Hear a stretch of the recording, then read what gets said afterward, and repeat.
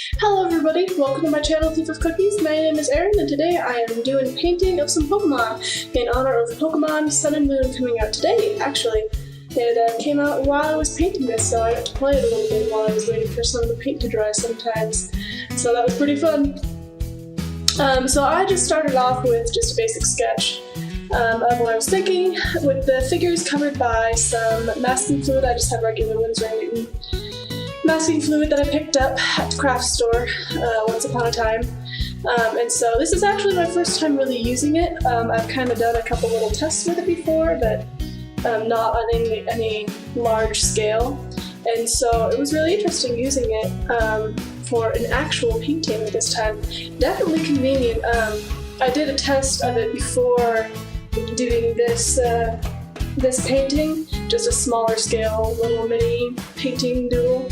And it ripped up the paper on that one quite a bit. I think because I didn't let the paint dry all the way before I took off the masking fluid, but I'm not super sure on that.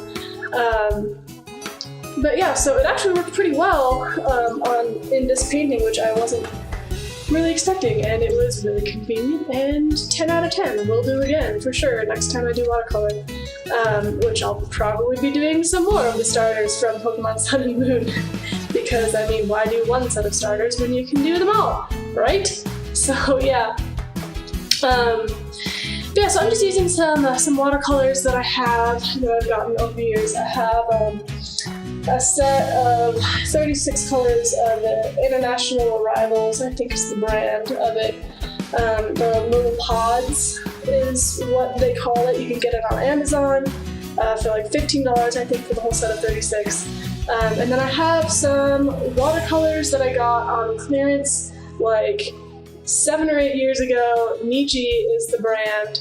Not sure how well known that is, but they're really not very good watercolors. They work well enough for what I want to do. I mean, I'm not super good at watercolors, so I feel like it's better for me to be using some lower quality stuff anyway, so I can just kind of get used to how to use them and everything. But yeah, so I did overwork this background quite a bit, I think. I am aware that with watercolors, it's like, you call it like additive, I think. You have to work light to dark. And so there were a couple times in this background, you can tell I'm used to working digitally, where I attempted to work dark to light, especially in the right-hand corner. Later on, you'll see me adding some tall grass, and I expected the watercolors to be a little bit more opaque than they actually are. And I actually broke out some gouache for that too. I have some Reeves gouache, hoping that would be opaque enough that it would compensate for that, and I'd be able to use some of the white to lighten up the lighter spots of the foliage that I'm trying to paint.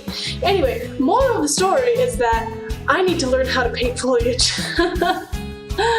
Well, I guess more accurately, I just need to learn how to paint.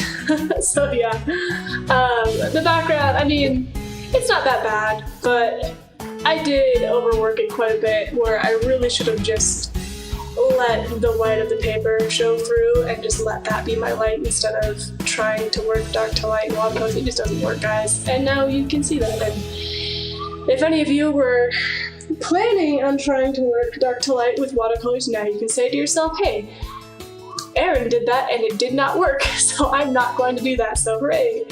You're welcome, I guess. I am working with a new camera setup here. I'm kind of trying to experiment and find a setup that works better. One thing that I'm not a huge fan of the straight down, well, it's a little bit angled, but it's pretty much straight down. I'm not a huge fan of that. My hand blocks whatever I happen to be drawing on. That is one thing that I liked the angled setup a little bit better for, so I may go back and forth on that.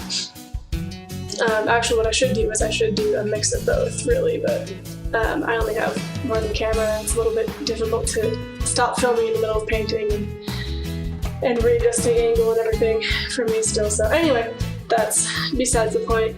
So I'm trying out some new camera setups. I hope it's good. Like, let me know what you think in the comments. So as you can see here, I've successfully taken off the masking fluid. It was really satisfying to take it off. I really enjoyed it. And it didn't really, it roughed up the paper a little bit, but just barely. So it worked really well, a lot better than I was expecting it to, given my test that I did before. Originally I was planning on going back in with some colored pencils after I finished watercoloring and inking everything. And so you don't see it as much on Brion and Popplio as I'm doing over here, but I am just doing, so on Pre-Marina I do a lot more just straight washes. But on these two, I did a lot more, I did some shading, and then I was planning on going back in with some other colors and just being a little bit more adventurous with my color choices, trying to add in some different hues to add some interest and putting some like purples and greens and stuff. I'll get to that a little bit later. So I ended up lifting a lot of pigment with Brion, and that worked pretty well. That I was able to lay down like a thick layer, and then just like lift it up on her face and everything. These middle ruffles I struggled with because everything is so similar in shade that it was kind of difficult to do shading on it for me, and this speaks to my inexperience as an artist, not like the design or anything. I'm not trying to bash the design at all. I love it. I think it's awesome. It's great. This is just, I'm inexperienced with watercolors, and so I tried to do shading, and then it just kind of ended up blending into, so like on the bottom ruffle is supposed to be a lighter color than the medium ruffle, and since I tried to do shading, the dark that I used for that bottom ruffle ended up being pretty similar to the light for the medium ruffle, or for the middle ruffle. So that's something that I'm gonna have to work on, is differentiating with value. So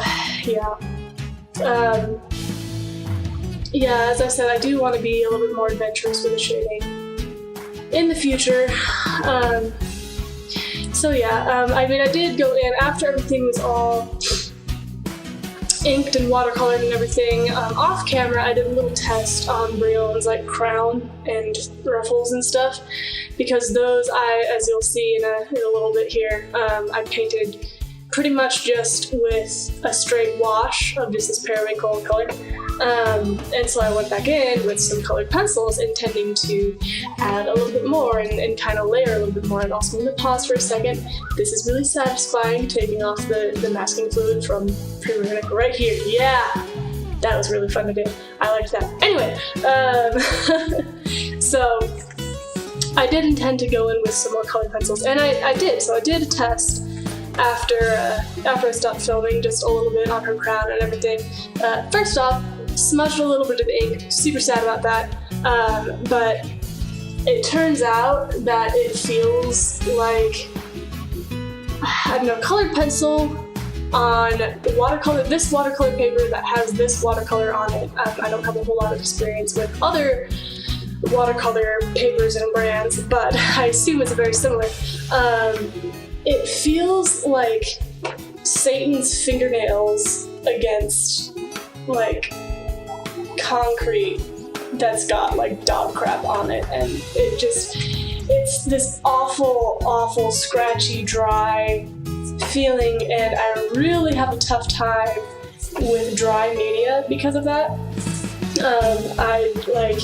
I will not use charcoal for that reason, because it's just so scratchy and so dry, and just like I have a physical reaction, like my gag reflex triggers, like my mouth goes dry, my tongue curls up on itself, and I get goosebumps. Like if I had been filming while I was doing colored pencil on her ruffles and stuff, I had massive goosebumps, which is pretty apparent. I think you would have been able to see it because I have quite hairy arms for a girl.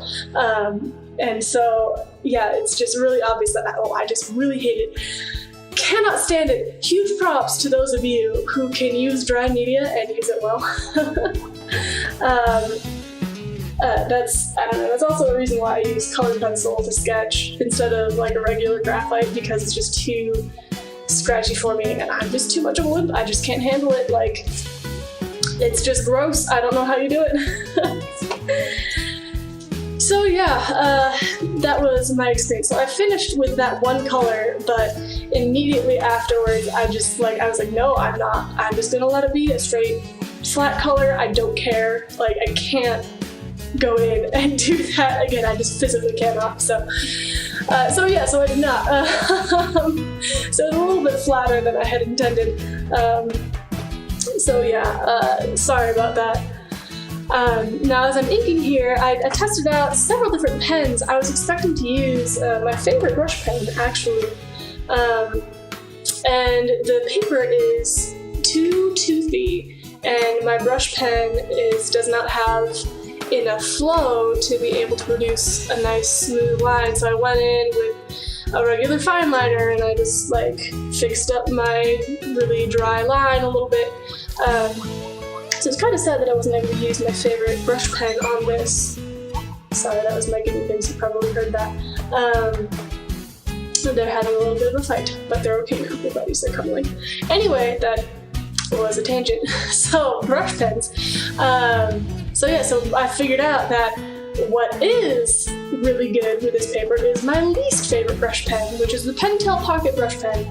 And as a disclaimer, it's a great brush pen. It works wonderful. It's just that my personal touch with brush pens is just really heavy. And so I personally just have a really hard time controlling it, so I use a stiffer brush. It's nothing against this brush pen. It's like perfect for what it was, or what it was intended to be. And it works really well on this paper because it's got such a high flow that the ink just flows into the cracks and crevices in the paper, and you don't really have to fight it that way, which is nice. And then also it doesn't bleed because the ink is a little bit slightly thinner than the ink in the Pentel Fude brush pen that I usually favor.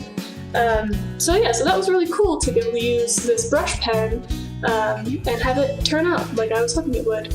I did have to be pretty careful with smudging, but all in all, I think it worked really well, and I was pretty happy with it. So final thoughts on this piece. I mean, I obviously have quite a bit to learn with watercolor, and so it's just like I'm proud of this piece. I know that it's not great, and I know that I have a lot more to improve on, but all in all, I was pretty happy with it for where I am, for the amount of time that I spent on it, and the amount of time that I allowed myself for preparation. So I'm going to go stop my guinea pigs from fighting now. Thank you all so much for coming by my channel. Have a great day, and I'll see you again in my next video. Bye!